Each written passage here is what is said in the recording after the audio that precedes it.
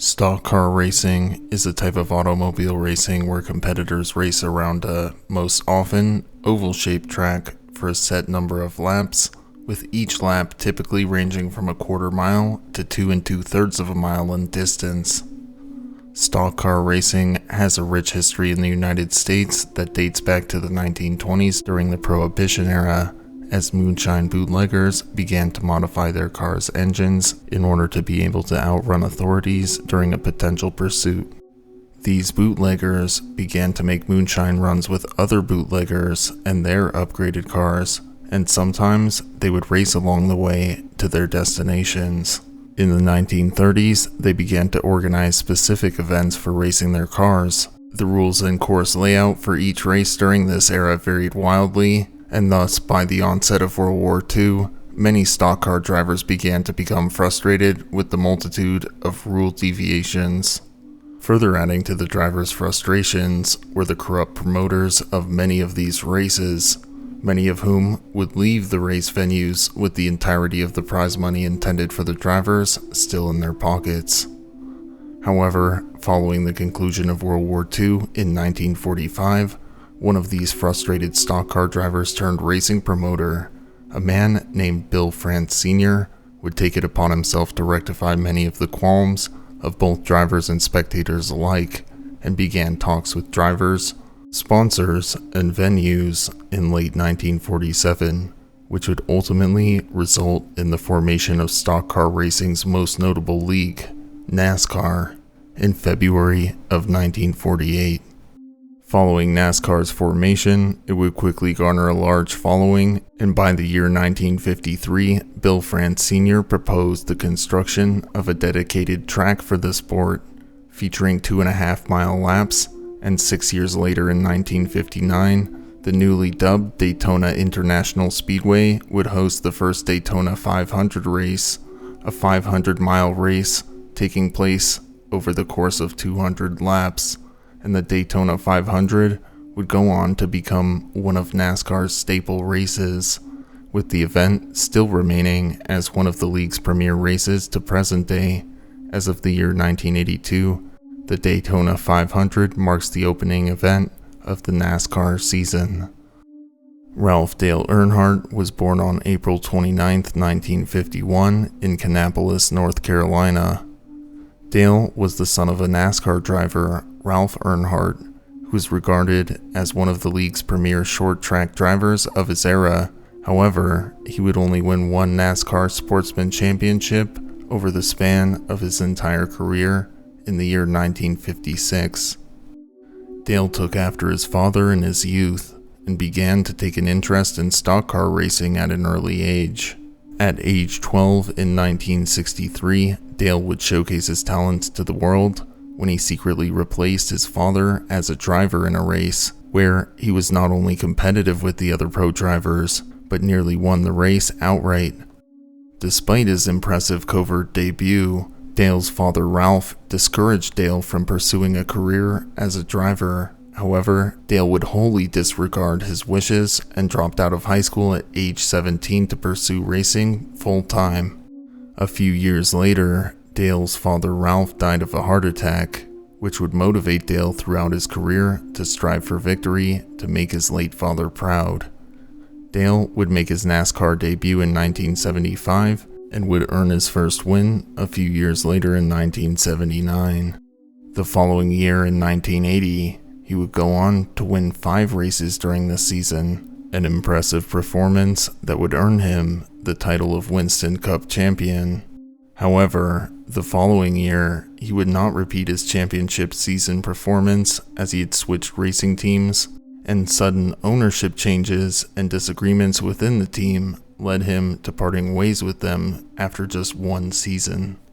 Dale would return to his championship form a few years later, when during the season of 1986, he would again win 5 races, impressively all within the first 7 races of the season, ultimately earning him his second Cup champion title. The following year in 1987, he would begin to truly earn his reputation as a fearless driver, when he successfully completed a maneuver through the grass to maintain his lead at the 1987 Winston All-Star race, a victory that upset some fans so much that Dale was given a security detail from the FBI for his protection after he had received several death threats. During the 1987 season, Dale won an impressive 8 races, which would cement him as the season's champion well before the final few races of the 1987 season. Over the next 2 years, Dale would remain a top driver. However, he wasn't able to keep his championship streak alive over the course of the 1988 and 1989 seasons. However, it wouldn't take him long to reclaim his spot as NASCAR's champion, as he would once again improve upon his past performances, winning 9 races throughout the 1990 season, which won him the title of champion once again. The following year, in 1991, Dale was consistently a top performer throughout the season, winning a total of 4 races, but his consistently high placements would see him win the championship in points by a large margin, marking the 5th championship of his career. The following year, Dale struggled in comparison to his last 2 years, winning only 1 race during the season, again snapping his championship win streak at 2. In 1993, Earnhardt would return to his winning ways, however, as he would win 6 races to secure the 6th championship of his career. The following year, in 1994, he posted a performance very similar to his championship season in 1991, consistently finishing in high placements throughout the entirety of the season, winning 4 races during the season, and winning his 7th championship as a result. However, following his 7th championship win, Dale would enter a bit of a career slump, slipping down the standings as he was unable to continue his consistent performances. However, in 2000, Dale would finally begin to show signs of his former self when he won 2 races during the season, sparking excitement amongst fans of his resurgence and generating a great deal of excitement and anticipation for the upcoming 2001 season. On February 18th, 2001, the NASCAR season would begin with the Daytona 500, where Dale would be looking to make a strong start to the season to gain the momentum he needed to return to his winning ways and to regain his former dominant status from years past.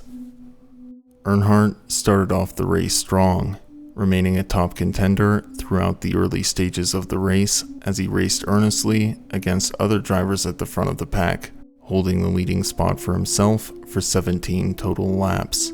Heading into the final lap of the race, he was in 3rd place, trailing his own son and teammate Dale Earnhardt Jr. in 2nd place, and teammate Michael Waltrip, who was in 1st place, as driver Sterling Marlin aggressively jockeyed for position as he fended off Dale's attempts to prevent him from doing so. As the leading cars approached the final turn, turn 4, Dale's number 3 car was bumped from behind by Marlin, which caused Dale, who was estimated to be traveling at a speed of between 157 and 161 miles per hour, to careen out of control, where he skidded across the track and into another driver, Ken Schrader, and then subsequently into the concrete barrier wall, where he was killed on impact as a result of blunt force trauma to the head. In the aftermath of the crash, both NASCAR drivers and fans alike were both shocked and devastated by Dale's tragic passing, and following the public announcement of his death after the race, an investigation was immediately launched into the factors that had contributed to the accident that had claimed Dale Earnhardt's life.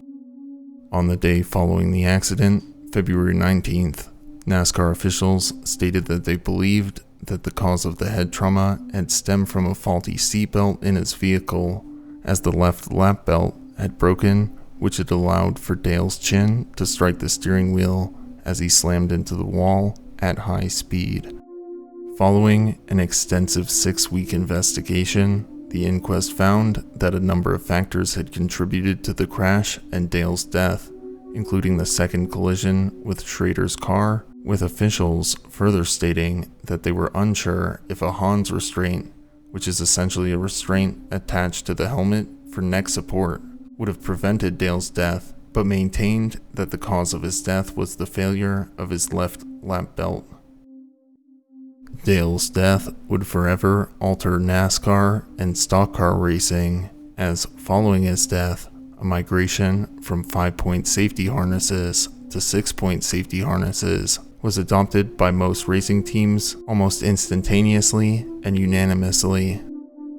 Furthermore, a special type of barrier wall was adopted by NASCAR that is made of a material less rigid than concrete that allows for some shock of potential impacts to be absorbed, and furthermore, the crash spurred the development of the next generation of stock cars, known as the car of tomorrow, which would remain the standard until 2013. Dale Earnhardt will forever be remembered as a fearless driver and stock car racing legend who unfortunately lost his life seconds before the end of the first race of the 2001 season. Thank you all for watching.